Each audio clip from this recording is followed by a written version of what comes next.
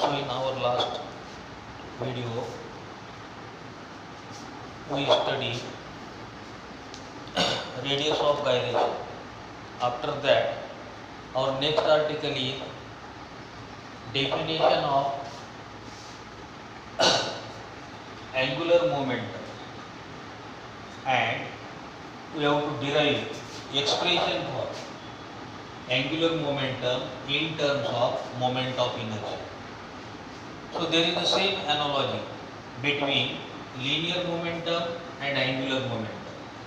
We know that linear momentum is represented by letter P, and linear momentum is nothing but it is the product of mass and velocity m into v. So that is the definition of linear momentum. Similarly, same analogy is represented here for angular momentum. Angular momentum is represented by letter capital L, and it is equal to vector r cross vector p, where p is the instantaneous linear momentum, then its angular momentum is given by that formula L equal to vector r cross p. That cross product can be represented by L equal to rp sin theta, where theta is the angle between r and p. So that is the definition of angular momentum. Now we derive expression for angular momentum in terms of moment of inertia. For that we draw this diagram. So that is the rigid body. It consists of n number of particles. So first particle we take here. Here is the first particle having mass m1, which is at a distance of r1 from a axis of rotation O. Similarly, another particle of mass m2 at a distance r2. Third particle having mass m3 at a distance r3, dash dash dash. Last particle having mass mn at a distance rn.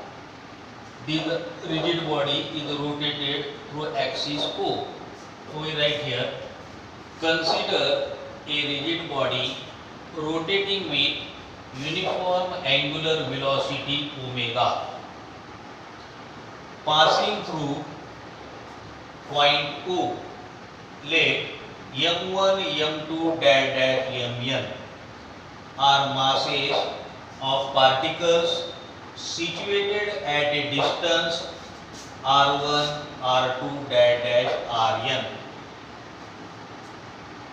So all particles perform uniform circular motion with the same angular speed omega. Angular speed is same for all particles. Now first we calculate its linear momentum. So let linear momentum is given by, for a first particle, P1 is equal to m1 into v1, and we know that velocity v equal to r into omega. Now substitute this value of v1 here. We get P1 equal to m1 r1 omega. Now we calculate its angular momentum.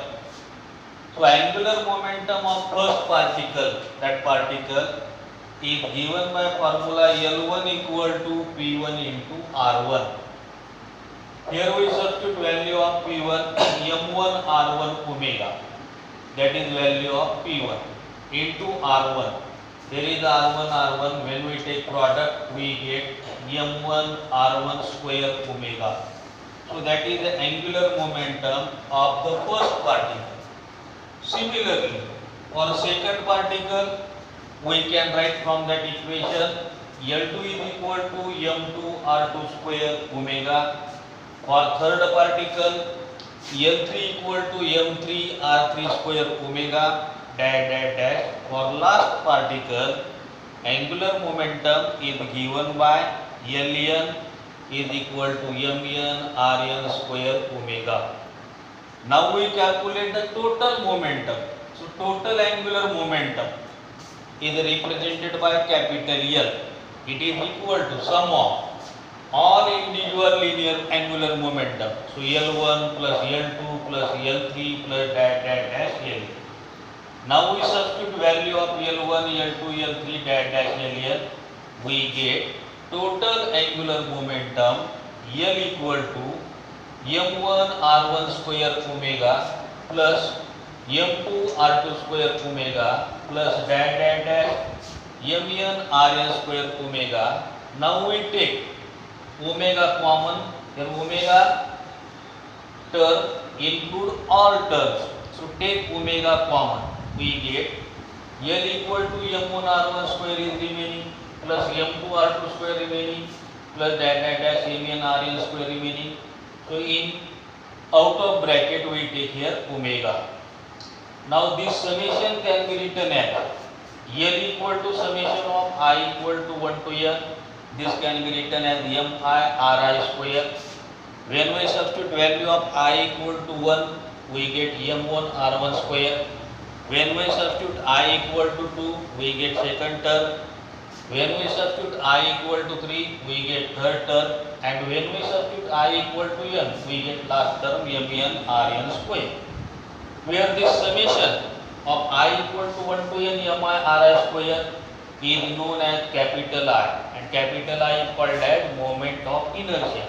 So we get our equation angular momentum L equal to I into omega. So that is the final equation for angular momentum in terms of moment of inertia.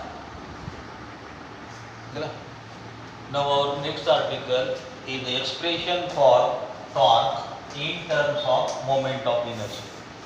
We have studied definition of torque in 11th standard. Similarly, we have to calculate derivation for torque in terms of moment of inertia. For that, again draw this diagram. In this diagram, there is a rigid body which is rotated at point O. So we consider a rigid body rotating about point O with uniform acceleration alpha. Suppose this body consists of n number of particles of masses. First particle of mass m1, second particle of mass m2, third particle of mass m3, dash dash. Similarly, last particle of mass mn, situated at a distance from center of mass, that is r1, r2, r3, dash dash rn. Let F1 is the force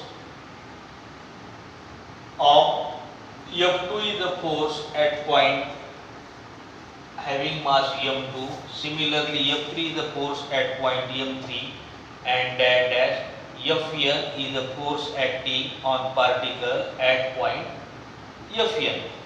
So linear acceleration of the particle, we know that linear acceleration is given by a1 equal to r1 into alpha. So similarly, we have to calculate from linear acceleration force. We have to calculate force for first particle. So force for first particle, we know that force F1 equal to m1 into a1. Now we substitute value of a1 here. We know that a1 equal to r1 into alpha. So substitute value of a1, we get F1 equal to m1, value of a1 is r1 into alpha. Similarly, torque for second particle, we have to calculate here torque. We know that torque τ equal to, torque is represented by letter τ1. For first particle we write torque τ1 is equal to F1 into R1.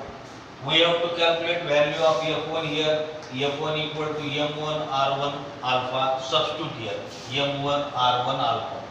Multiply by r1, we get torque τ1 for first particle is equal to m1 r1 square alpha. Similarly, we have to calculate for second particle, third particle and n particle. So torque for second particle becomes τ2 equal to m2 r2 square alpha. For third particle, τ3 equal to m3 r3 square alpha dash dash dash. For nth particle, torque acting on n particle to n equal to mn rn square alpha. Now we have to calculate here total torque acting on that rigid body. Tau equal to tau 1 plus tau 2 plus dash tau n. Substitute value of tau 1, tau 2 and tau n which we have calculated earlier. So we substitute this value, we get therefore torque tau equal to m1 r1 square alpha plus m2 r2 square alpha plus dash last term mn rn square alpha.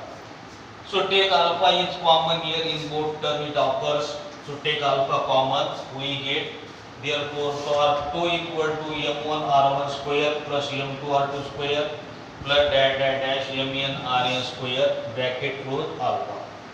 We know that where this can be written as tau equal to summation of I equal to 1 to n mi ri square. When we substitute value of I equal to 1, we get first term m1 r1 square alpha. When we substitute I equal to 2, we get second term m2 r2 square alpha. Similarly, when we substitute I equal to n, we get last term mn rn square alpha. But this summation is nothing but it is called as moment of inertia and it is represented by letter I, where I equal to moment of inertia, value of moment of inertia equal to I equal to 1 to n mi ri square. When we substitute this value here, we get formula for torque is equal to moment of inertia I into alpha. Similarly, tau is equal to we get I into alpha. This equation is analogous to force F equal to ma for translational motion. That means moment of inertia I is analogous to mass. Here I which is equal to mass and which is the physical significance of moment of inertia. So we got formula for torque tau equal to I into alpha. So that is the final formula for torque in terms of moment of inertia.